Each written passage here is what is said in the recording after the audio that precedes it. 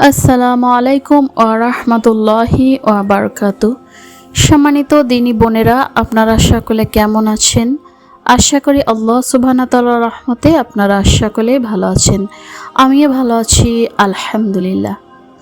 Islamic কিতাব পাঠের আরও একটি ভিডিওতে আপনাদের সকলকে খুশামদিদ। তো এখন যে পবিত্র রমাদান চলছে, এই রমাদানে অনেক রকমের প্রশ্ন অনেকেই করে থাকে।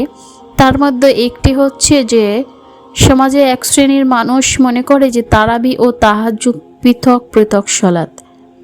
তাহলে এই তাহাজ্জুদ এবং তারাবি এটা কি আসলেই পৃথক, বা তাহাজ্জুদ ৮ রাকাত এবং তারাবি ২০ রাকাত, এই যে দাবিটা অনেকে করে, এটা কি সঠিক না সঠিক না? তো এই বিষয়টা নিয়ে আজকে আমরা আলোচনা করব ইনশাআল্লাহ।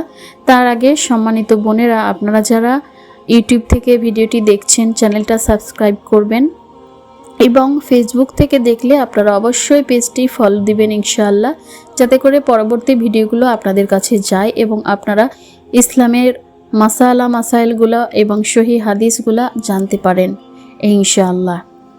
তো চলুন আর বেশি দেরি না করে আমি এই বিষয়টা নিয়ে আলোচনা করি। তো এই যে সমাজের এক শ্রেণীর মানুষ মনে করে যে তারাবি ও তাহাজ্জুদ পৃথক সালাত, এবং তাহাজ্জুদ হচ্ছে ৮ রাকাত বা তারাবি হচ্ছে ২০ রাকাত, এই দাবিটা কিন্তু সঠিক নয়। ২০ রাকাত তারাবিকে সমাজে প্রতিষ্ঠিত রাখার জন্য মাত্র কিছুদিন পূর্ব থেকে এক শ্রেণীর স্বার্থন্বেষী আলেম এই বিষয়টার এটা অপব্যাখ্যা শুরু করেছেন। ইতিপূর্বে এই মিথ্যা দাবির অস্তিত্ব কিন্তু ছিল না। মূলত তারাবি ও তাহাজ্জুদ একই সালাত। এই জন্য মুহাদ্দিসগণ একই হাদিস তাহাজ্জুদ অধ্যায়েও বর্ণনা করেছেন, আবার তারাবি অধ্যায়েও বর্ণনা করেছেন। রাসূল সাল্লাল্লাহু আলাইহি সাল্লাম একই রাত্রে তারাবি ও তাহাজ্জুদ কিন্তু পড়েননি। একজন প্রশ্নকারী আয়েশা রাদিয়াল্লাহু আনহাকে রমাদানের রাত্রি সালাত কেমন ছিল সেই বিষয়ে জিজ্ঞাসা করলে তিনি তার উত্তরে বলেন যে 11 রাকাতের কথা। অন্য হাদিসে বর্ণিত হয়েছে রাসূল সাল্লাল্লাহু আলাইহি সাল্লাম তৃতীয় দিন 27 রাত্রে সাহরির সময় পর্যন্ত তারাবির সালাত দীর্ঘ করেছিলেন, যাতে সাহাবায়ে কেরাম সেহরি খাওয়া ছুটে যাওয়ার আশঙ্কা করেছিলেন। যেমন হাদিসে এসেছে যে আমাদের নিয়ে তিনি এত দীর্ঘ সময় ধরে সালাত পড়লেন যাতে আমরা সেহরি খাওয়া ছুটে যাওয়ার আশঙ্কা করেছিলাম। তাহলে এই রাতে তিনি তাহাজ্জুদ কখন পড়লেন? অনুরূপ সাহাবীদের যুগেও তারাবি ও তাহাজ্জুদ একই সালাত বলে গণ্য হতো, কারণ ওমর রাদিয়াল্লাহু আনহু যে হাদিসে 11 রাকাত তারাবি পড়ার নির্দেশ দিয়েছেন, ওই হাদিসের শেষ অংশে বলা হয়েছে কিরাত লম্বা হওয়ার কারণে আমরা লাঠির উপর ভর দিতাম এবং ফজরের সলাতের সময় হওয়ার উপক্রম হলে সলাত শেষ করে চলে আসতাম। তাহলে এখান থেকে স্পষ্ট হলো যে রাসূল সাল্লাল্লাহু আলাইহি সাল্লাম ও সাহাবায়ে কেরাম একই রাত্রে তারাবি ও তাহাজ্জুদ পড়তেন না। অন্য একটি হাদিসে বর্ণিত হয়েছে, মা আয়েশা রাদিয়াল্লাহু আনহা বলেন, নবী করিম সাল্লাল্লাহু আলাইহি সাল্লাম এশার সালাত শেষ করার পর হতে ফজর পর্যন্ত মাত্র 11 রাকাত সালাত আদায় করতেন। এই হাদিস থেকে আরও স্পষ্ট হলো যে রাসূল সাল্লাল্লাহু আলাইহি সাল্লাম এশার সালাতের পর থেকে ফজর পর্যন্ত 11 রাকাতের বেশি সালাত কখনো পড়তেন না। অনুরূপ ওমর রাদিয়াল্লাহু আনহু এর তারাবির জামাত পুনরায় চালু করা সংক্রান্ত সহিহ বুখারীতে যে হাদিস বর্ণিত হয়েছে তাতে একই সালাতের কথা প্রমাণিত হয়েছে। যেমন ওমর রাদিয়াল্লাহু আনহু বলেন,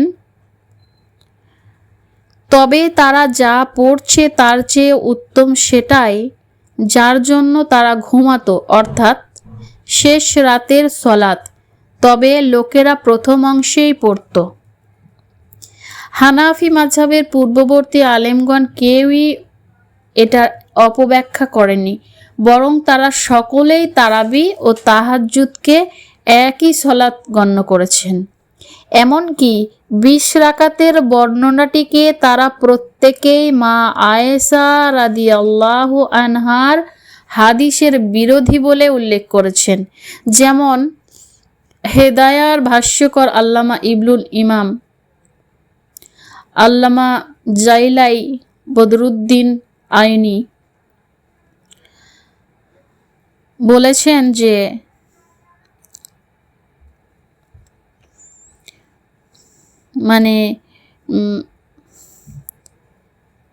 এটা হচ্ছে একই সলাত।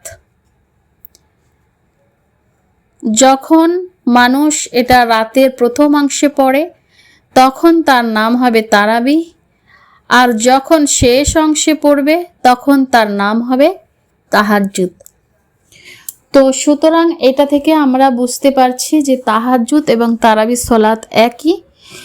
তো এটা আমরা যদি ইশারের সলাতের পরে পড়ি তাহলে সেটা হবে তারাবি, এবং আমরা যদি এটা মধ্যরাতের পরে পড়ি শেষ দিকে তাহলে হবে কি, ওটা হচ্ছে তাহাজ্জুদ।